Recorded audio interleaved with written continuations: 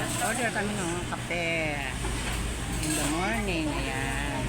Bago kami punta ng palengke. Hindi pa kami nag-aalmusal ni Daddy Lolo. Ayan. Kasi lang, ma'am, sa major. Dalawang burger.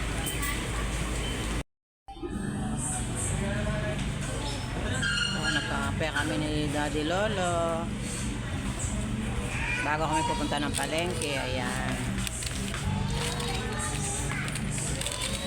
Walang masyadong tao dito sa Jollibee.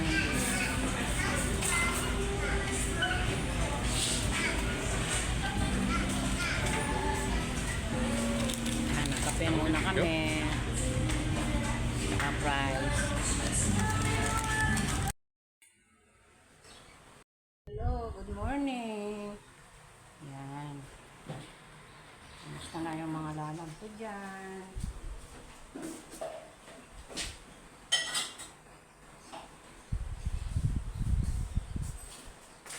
So, galing na kami ng palengke. Ayan. Maganda ang panahon ngayon. Hindi may kainitan siya pero okay lang. Hindi kagaya dati na super super hot. super maalinsangan yan. Pero ngayon okay lang. Mild lang yung ating kainitan ngayon. Yan. For today's video mga lalab, ayan. Kanina pumunta kami ng palengke, ayun, bumili lang kami ng simpleng pang-ulam. Ayan, ito, nakapagluto na ako ng aking pritong isda. Ayan.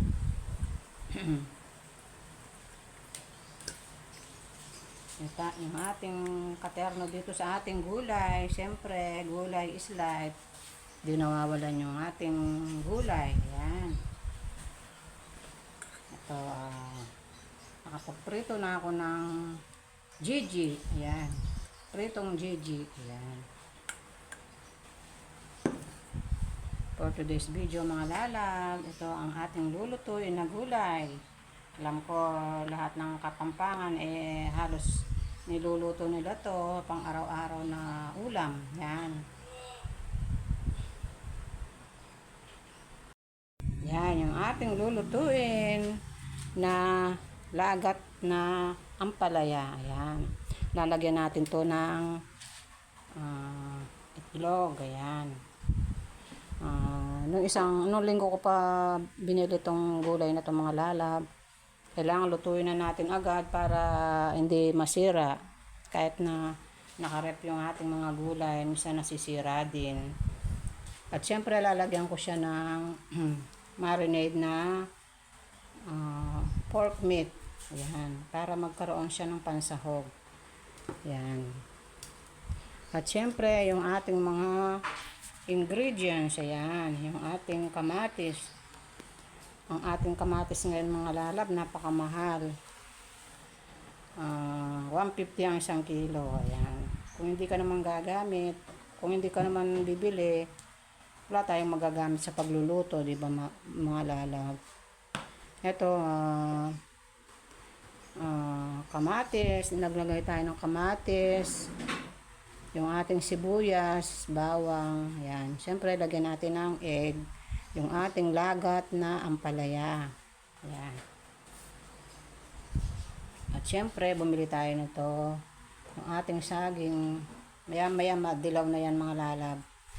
Hindi ako bumibili ng overripe kasi madali siyang ito overripe. Ito tamang-tama lang. Mamaya lang na to, yellowish na to. Yan. Yan, yung ating for today's video mga lalab, ang ating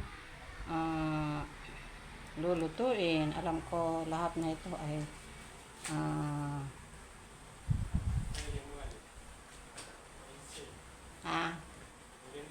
ah 15 hey, hala, imbes na 26 na yan.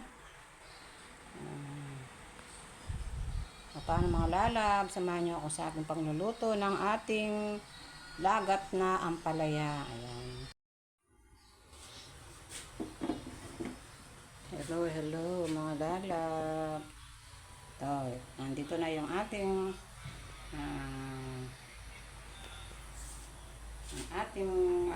nilutong lagat na ampalaya. Ayan. Papakita ko sa inyo mga lalab ang aking ginisang ampalaya. Ayan mga lalab, tingnan nyo yung ating ginisang ampalaya. Ayan. O diba? May ulam na tayo. Mura na, healthy pa. O diba mga lalab? Mamaya na natin ilagay yung isang egg na pangsasahog natin. Ayan. Kayo mga lalab, anong mga niluto nyo sa inyong mga kids? Yan, malapit na ang enrollment. Si Ron mga lalab, grade 7 na siya sa susunod na pasukan. Ayan. Kaya ayun, nagpapakasawa sa gadget kasi pag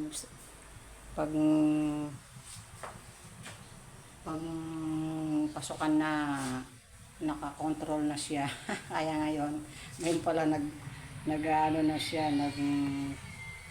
nagsasamantala sa kapanood ng mga gadget, mga pinapanood niya sa TV. Ayan. Kaya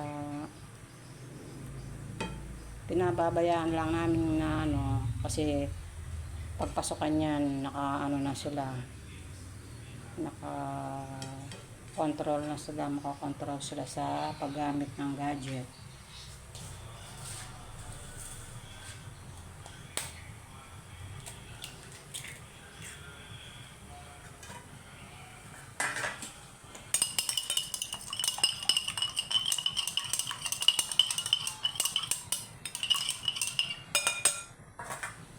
Ito mga lalab, lalagay na natin yung ating binating itlog. Ayan, para magkaroon siya ng itlog, yung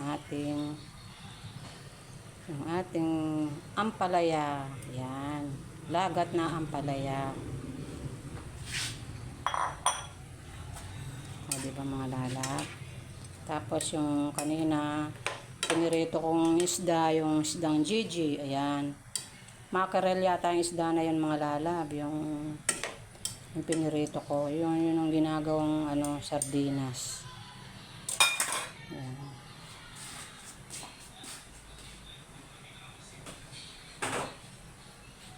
So ito yung kanyang paterno mga lalab. Ayan, yung ating piniritong Gigi.